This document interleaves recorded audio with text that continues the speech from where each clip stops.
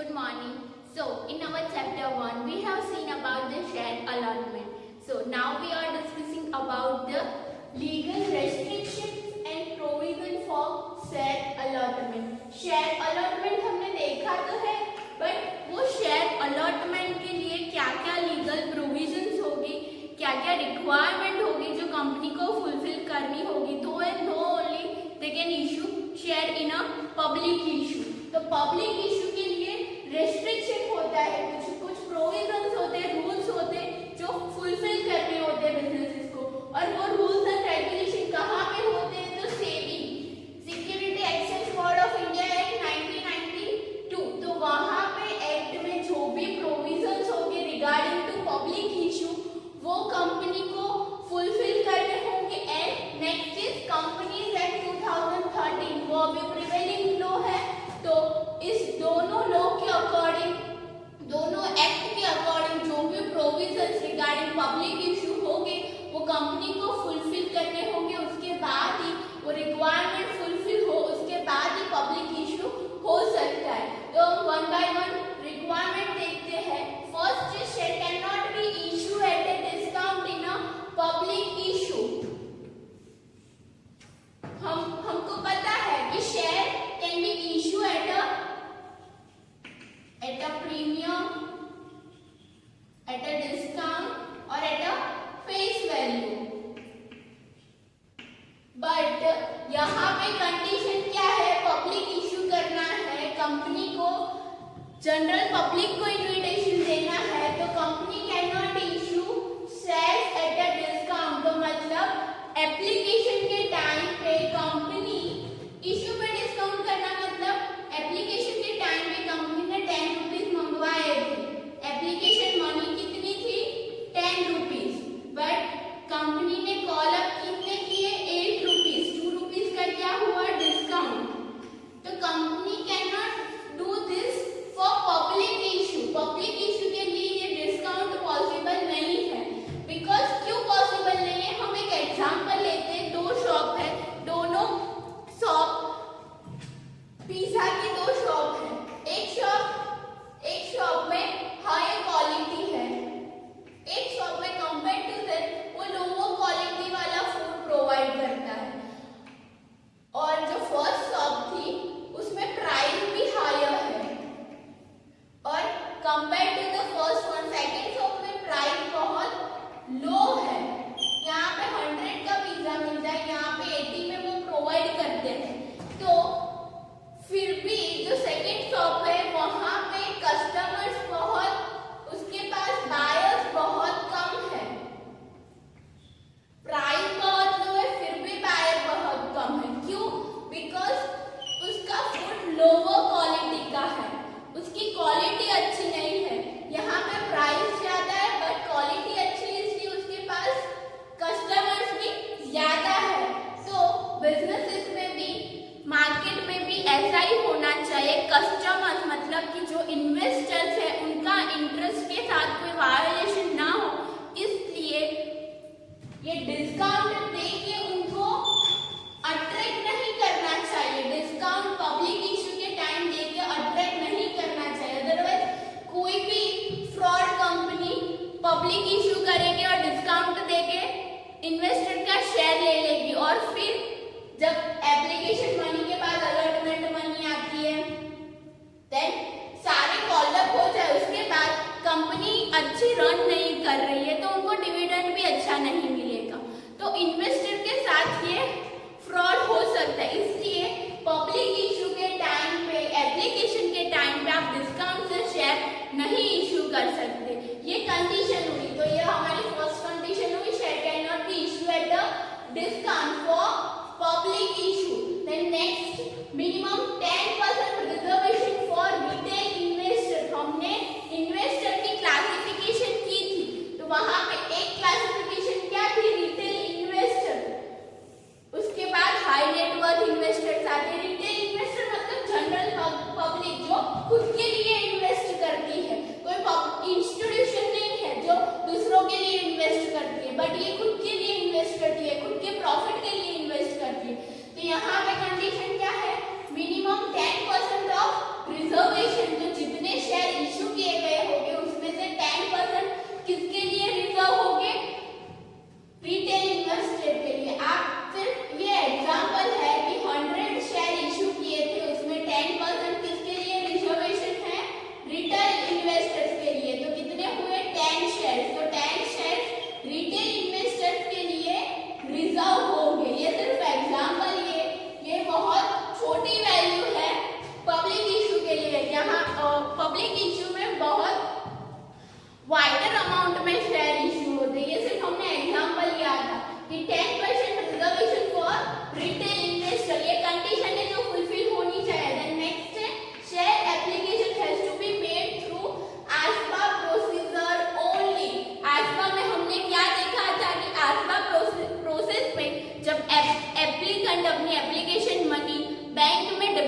करवाता है तो उस टाइम पे बैंक उसकी मनी एप्लीकेशन जो उसका अकाउंट होगा वहीं पे ही ब्लॉक कर देगा, और जब उसे शेयर रियली में अलॉट किए जाएंगे उसी टाइम उसके पैसे कंपनी के अकाउंट में, एस्क्रो अकाउंट में जाएंगे। तो ये प्रोसीजर थी आस्वा प्रोसीजर, ताकि इन्वेस्टर के साथ कोई फ्रॉड ना हो, इसलिए आस्वा प्रोसीजर कंपलसरी होती है। एप्लीकेशन आस्वा प्रोसीजर के थ्रू ही चाहिए, अदरवाइज वो वैलिड नहीं काउंट की जाएगी। तो एप्लीकेशन किसके थ्रू आनी चाहिए?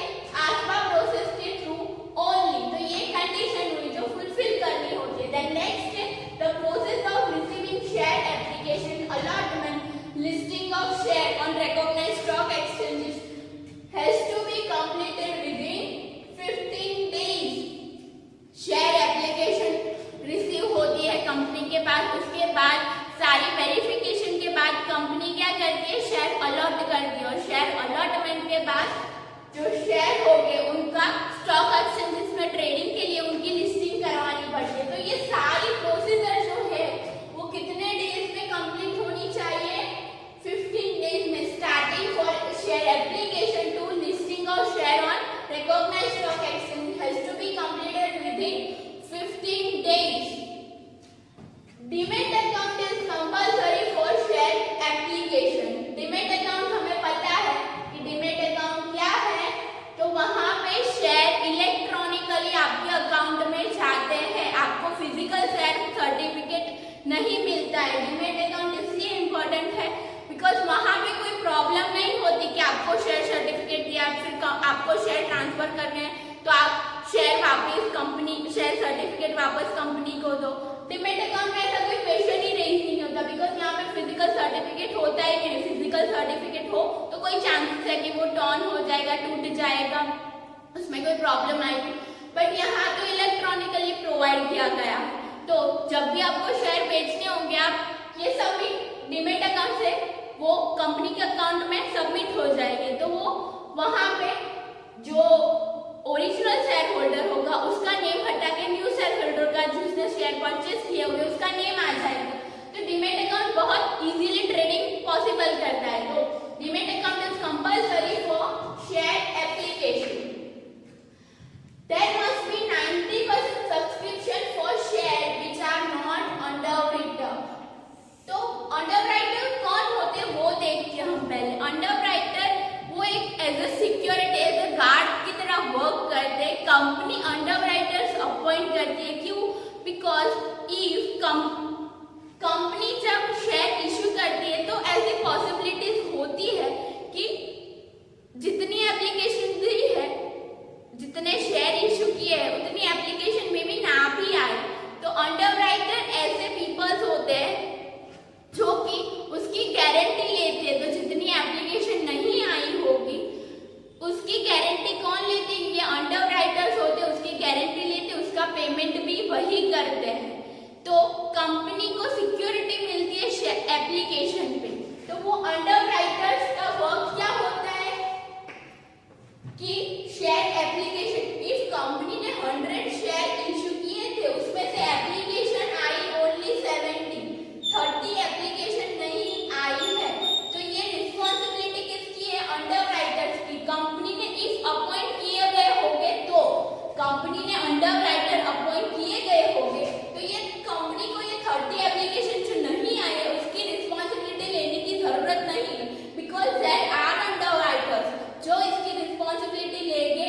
ये एप्लीकेशन लाने की जिम्मेदारी ये अंडरराइटर की होगी, कंपनी को इसकी कोई टेंशन लेने की जरूरत नहीं।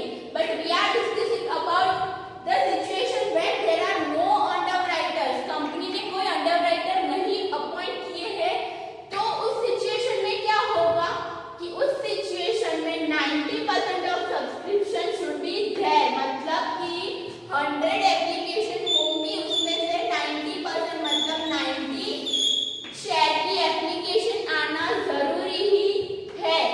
किस सिचुएशन में? जहां पे अंडरराइटर कंपनी ने अपॉइंट नहीं किए हैं, उस टाइम पे जिस आपने मान लो कि 100 एप्लीकेशन के 100 शेयर इशू किए थे, तो उसमें से 90 शेयर की एप्लीकेशन आपकी कंपनी को आना जरूरी ही है। दो and not you can further your procedure for share allotment. अगर 90 एप्लीकेशन नहीं आई है, 90% एप्लीकेशन नहीं आई है, तो फिर आप अपनी प्रोसीजर कंटिन्यू नहीं कर सकते, वो शेयर इश्यू नहीं कर सकते।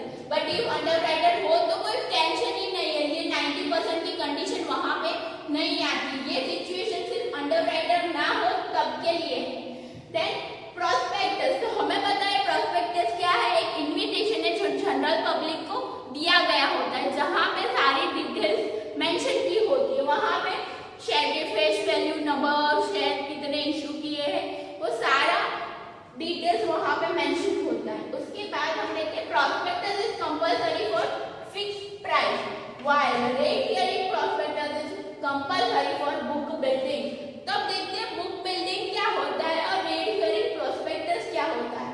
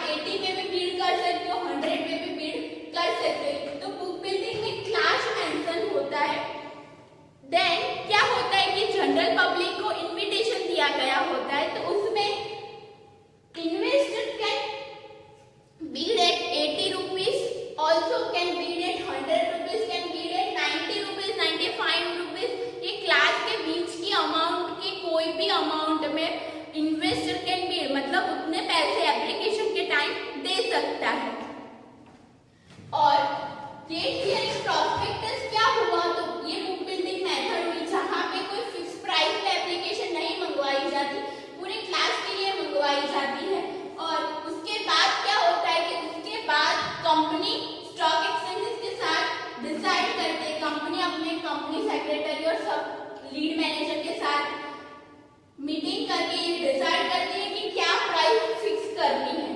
तो इफ 90 प्राइस डिसाइड होती है तो जिन लोगों ने 90 रुपीज के लिए बीड किया गया होगा उनको शेयर मिल जाएंगे, और जिन लोगों ने 80 रुपीज के लिए बीड किया होगा उनको 10 रुपीज एक्स्ट्रा पेमेंट करने होंगे। यहाँ पे ये ऐसा क्यों करती है कंपनी? तो इन्वेस्टर्स को अट्रैक्ट करने के लिए, बिकॉज यहाँ पे तो कोई फिक्स अमाउंट है ही नहीं। इन्वेस्टर चाहे उतनी अमाउंट के लिए बीड कर सकते हैं, उतनी अमाउंट एप्लीकेशन के टाइम दे सकते हैं, और जिस टाइम कंपनी फिक्स करती है कोई प्राइस तो उस टाइम पे उतनी अमाउंट इन्वेस्टर ने कम दिए होंगे तो उसे उतने रुपीस ज्यादा देने होते हैं। हमने यहाँ डिसाइड किए 90 रुपीज हमने डिसाइड किए, तो जिन लोगों ने 80 रुपीज के लिए बीड किया होगा उनको 10 रुपीज एक्स्ट्रा देना होगा। ओके, तो ये हुई बुक बिल्डिंग मेथड। अब देखते हैं कि रीड हियरिंग प्रोस्पेक्टस। तो हमें पता है कि प्रोस्पेक्टस में फिक्स प्राइस होती है, डेट मेंशन की गई होती है, then number of shares issue होते हैं। व्हाइल रीड हियरिंग में क्या होगा, कोई फिक्स प्राइस नहीं होगी, 80 to 100 का एक क्लास होगा, इवन कोई नंबर नहीं दिए होंगे कि कितने शेयर इशू किए, यहाँ पे नंबर ऑफ शेयर भी नहीं होंगे। तो ये हुआ रीड हियरिंग प्रोस्पेक्टस जो फर्स्ट टाइम बुक बिल्डिंग के लिए दिया गया होता है, और प्राइमरी प्रोस्पेक्टस होता है ये जिस टाइम पे आपको ये क्लास में बुक बिल्डिंग मेथड से शेयर इश्यू करने हैं तो आपको रीड हियरिंग प्रोस्पेक्टस इश्यू करना होगा। और उसके बाद जब ये प्राइस डिसाइड होती है, जब अमाउंट डिसाइड होती है, उसके बाद कंपनी फिर से प्रोस्पेक्टस इश्यू करेगी। फर्स्ट टाइम में ये प्राइमरी प्रोस्पेक्टस इश्यू किया जाता है जिसे हम बोलते हैं रीड हियरिंग प्रोस्पेक्टस। उसके बाद रियल प्रोस्पेक्टस इश्यू किया गया होता है जिसमें ये हमने जो प्राइस डिसाइड की वो मेंशन की जाती है। देन नंबर ऑफ शेयर, तो मतलब एप्लीकेशन आएगी, कुछ एप्लीकेशन 80 पे आएगी, कुछ 100 पे आएगी, तो यहाँ पे 90 डिसाइड किया है तो 10 रुपीज इन्वेस्टर को वापस मिलते हैं। तो अब नंबर ऑफ शेयर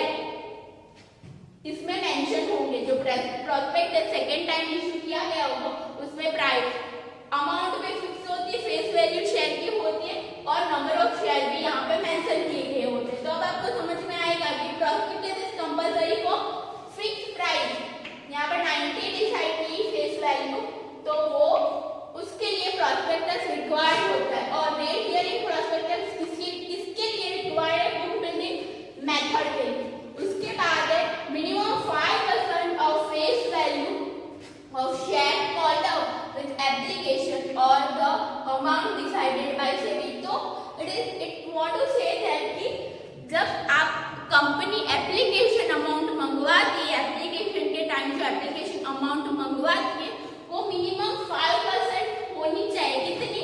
शेयर की फेस वैल्यू।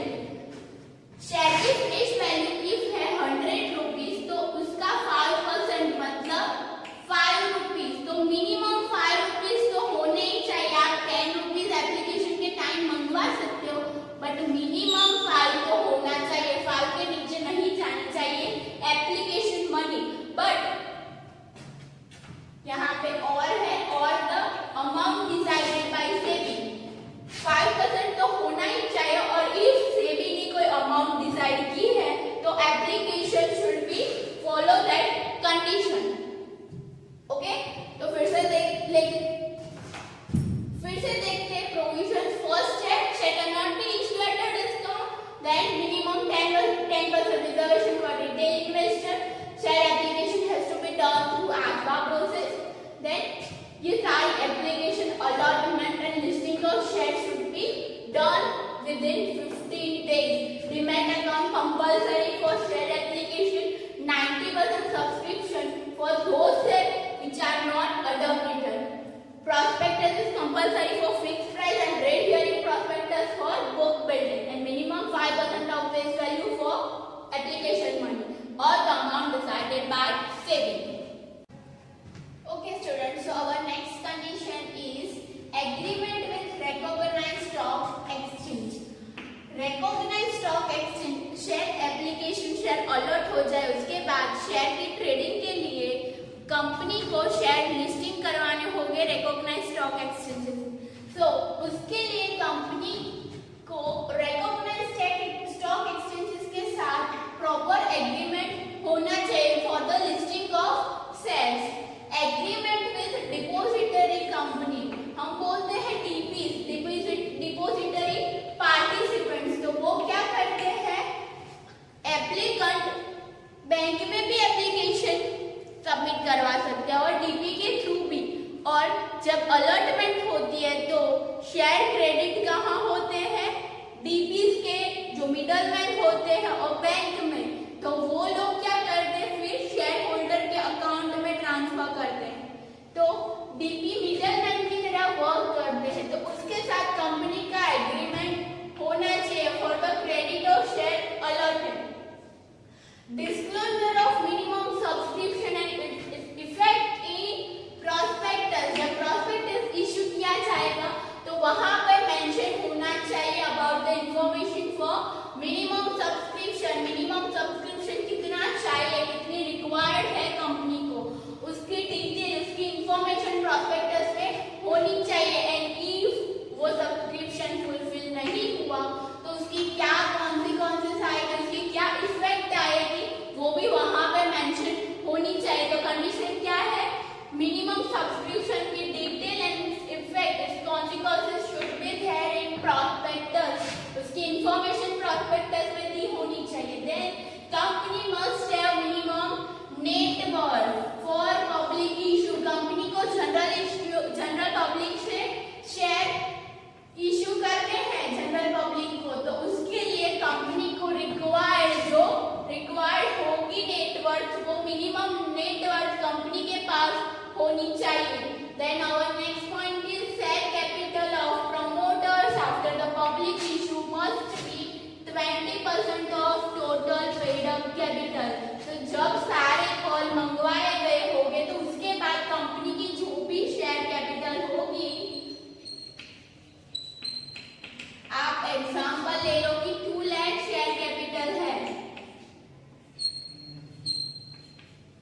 उसमें से 20% मतलब कि 40,000 शेयर किसके होंगे, प्रमोटर्स के।